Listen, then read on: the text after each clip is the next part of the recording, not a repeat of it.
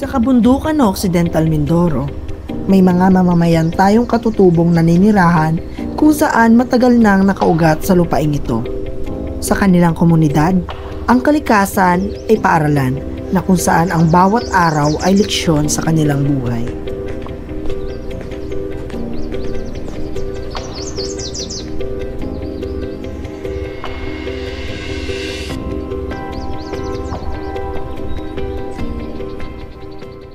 Dahil wala nakakaalam ngayon, tuturo ko sa inyo kung paano magbasa sa Ingles.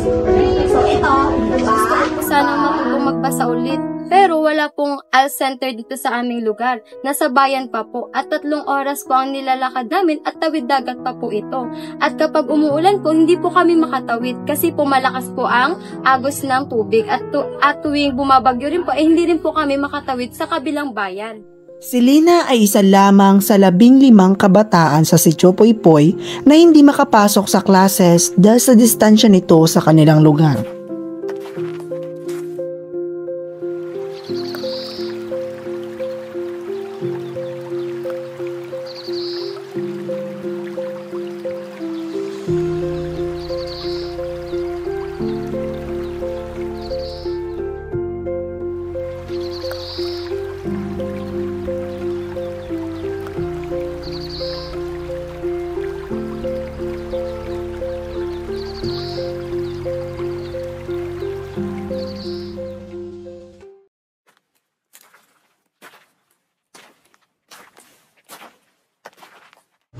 May mga modules kami pero hirap naming maabot sila.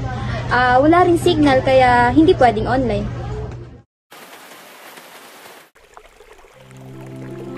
Isang grupo ng social worker ang tumungo sa komunidad upang magsagawa ng community assessment gamit ang indigenous framework. Isa itong paraan ng pakikinig na may paggalang sa kultura at karanasan ng mga mamayan sa komunidad na ito.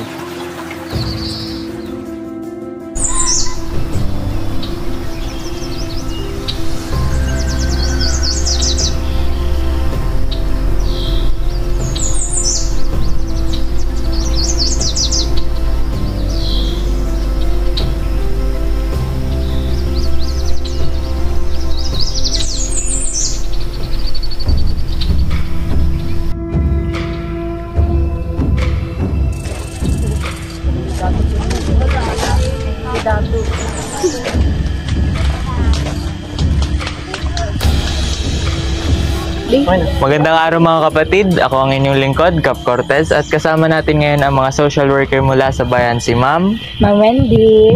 At ako po si Ma'am Kate. Ako po si Ma'am Irene. At ang inyong teacher, si Ma'am Cyrene. Hi, Ma'am!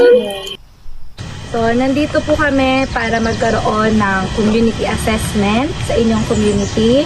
So, nakarating po sa aming tanggapan na isa po sa problema ng inyong community is ang sistema pagdating sa edukasyon. Ano po ba yung mga problema na nakikita nyo po at nararanasan? Bilang pinuno ng komunidad na ito, nais kong ipaalam sa inyo na ang aming mga kabataan ay maalam, ngunit takot lumayo sapagkat ang ilog ay delikado. Kung maaari lamang, dito kayo magturo sa amin. Edukasyon ng ilapit mo sa amin. Kulang po ang mga kagamitan, katulad ng libro, mga upuan, at mga pasilidad.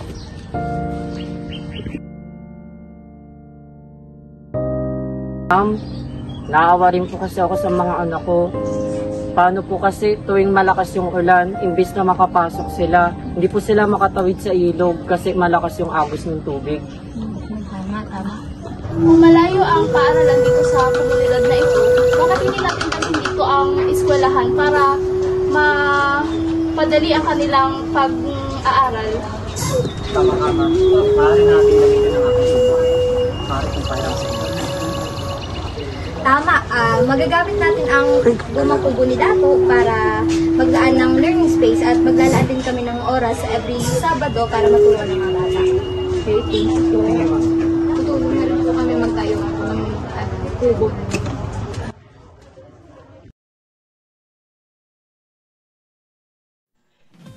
Sa tulong ng community mapping at storytelling, Natukoy nila ang mga lugar kung saan pwedeng gawin ang ligtas na training hubs.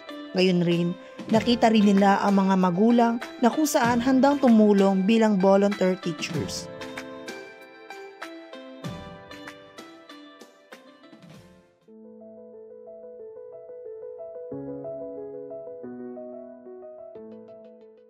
Magandang araw mga bata!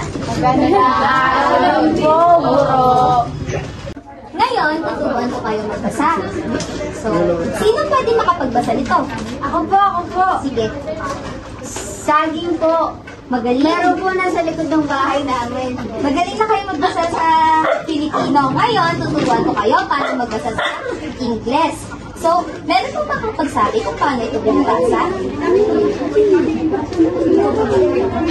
So, dahil wala nakakaalam, ngayon, ituturo ko sa inyo kung paano magbasa sa Ingles. So, ito,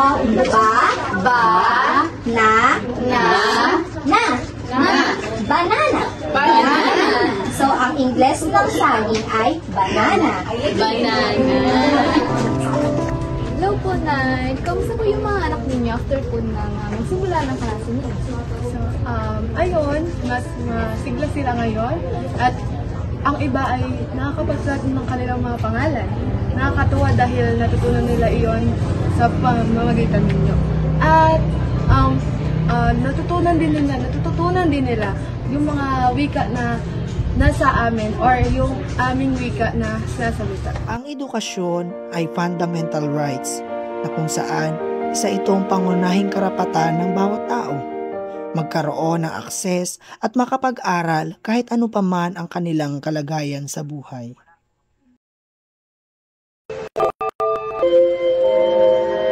Sir, tapos na po.